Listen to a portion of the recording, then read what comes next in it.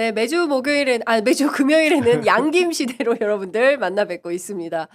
오늘도 어김없이 김종대 전 정의당 의원 그리고 김용남 개혁신당 전 정책위 의장 두 분 나오셨습니다. 어서 오십시오. 네, 안녕하세요. 네, 어제 JTBC 뉴스 보다가 진짜 기절할 뻔했어요. 노상원 이게 점집.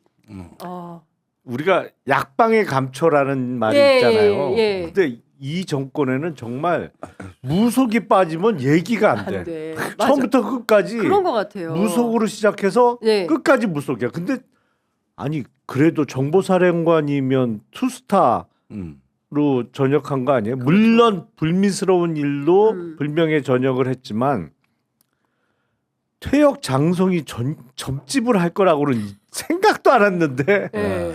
역시 유유상종이라고 이게 무속이 빠지면 윤석열 김건희와는 친해질 수가 없는 것 같아요. 근데 그 노상원이라는 분을 의원님도 좀 아세요? 아니 그 인물은 자체는 몰랐어요. 네. 그런데 이번에 이제 상당히 그 독특한 캐릭터구나. 그 주변에 평판은 많이 들었거든. 노상원이 어떤 사람이에요? 한마디로 물었을 내가 때. 좀 입에 담기가 그래. 그 정도예요. 의대 쌍욕이 따라다녀요. 그런데 이제 제가 저번에 이 방송에서 그랬나 몇 네. 군데서 이번에 그 계엄 사태를 보면 비밀 지휘소가 있을 거다. 맞아요. 여기서 얘기하셨어요. 비밀집. 그런데 세 하나는 군데. 방첩사다. 예. 그건 기획그룹이다. 예. 그리고 용산에 컨트롤 타워가 그렇죠. 있을 거다. 예. 근데 나머지 하나를 모르겠다고 얘기한 적이 네. 있었거든. 그게 노상원이. 근데 이제 보니까 점집이 비밀 지휘소였더라고. 알고 보니 점집이 비밀 지휘소. 여기더라고 여기. 아니 근데 그날 계엄 날 점집에 있었다는 거잖아요. 노상원 씨가. 예. 그래서 이제 정보사도 가고 그날 새벽에 김용현도 만나러 가고 예. 또 계엄 그 해제될 무렵에도 통화하고 예. 그러니까 가장 많은 통화를 했다는 건 이쪽 보좌를 받았다는 얘기인데 그럼 이게 비밀 지휘소라고. 점집이. 네, 떡 맞추러 그렇게 자주 법사님인데 이렇게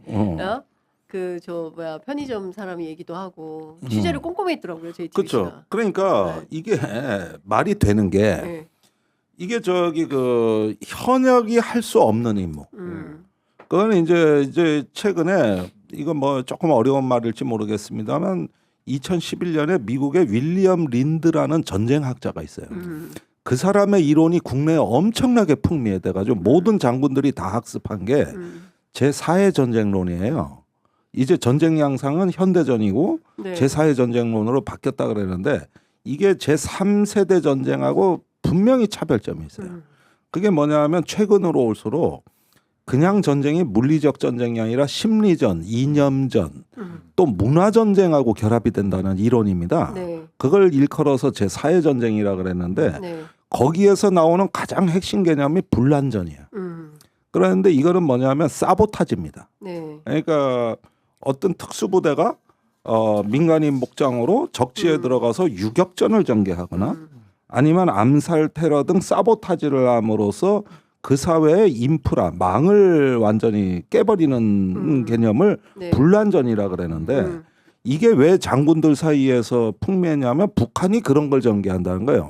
그게 이명박 박근혜 때 종북 프레임이야. 그러니까 북한이 우리 사회 내부에 댓글 공작을 한다. 네. 뭐 또 사회 혼란을 조성하고 선동을 한다. 그래서 통진당의 아로 사건이 터진 거라고.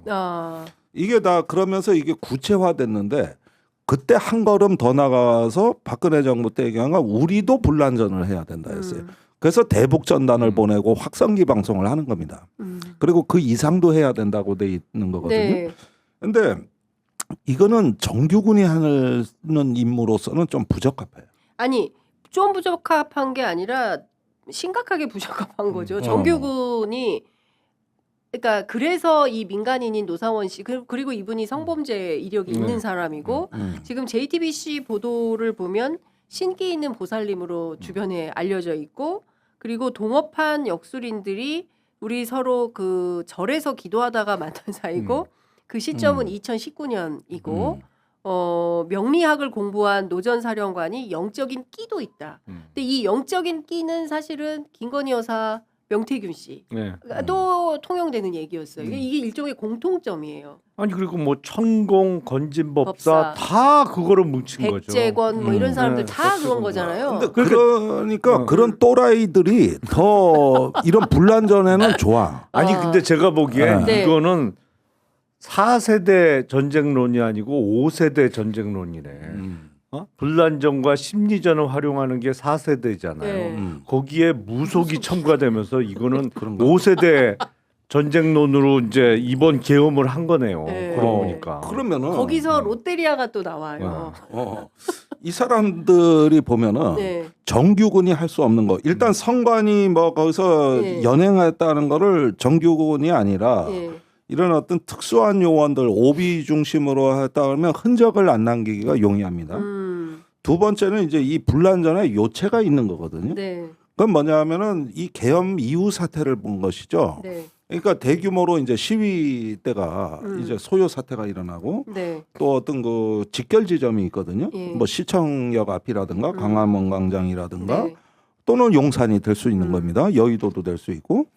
그랬을 때 이럴 때 하나의 어떤 그 불의의 소규모 테러라든가 내지는 그 저기 뭐냐 시민들 간의 충돌 조장이라든가 네. 여러 가지 특수한 공작이 들어갈 수가 있는데 이거를 현역을 시키기가 난처한 거란 말이에요. 네. 그러면은 이렇게 어떤 바깥에서 분란전을 할 수 있는 그리고 이런 정도 이론을 김용현이나 여인영은 꿰고 있는 거예요. 이게 박근혜 정부 때 내 기억으로는 합참에서 집중 교육을 시켰다고. 네. 그러면 내 얘기가 뭔 얘기인지 금방금방 알아들어요. 그리고 이해력이 빠르다고. 네. 그러면은 어떤 분란을 조성해 봐. 이 말 한마디면 되는 거예요. 그리고 필요한 자원은 지원해 줄게. 이렇게 하면은 그 장관의 권위를 등에 업고 네. 현역들을 꼬셔서 필요한 자원을 얻어내고 그다음에 이제 예비역들을 통해 가지고 특수 임무를 하다라는 이런 구조가 완성된 겁니다.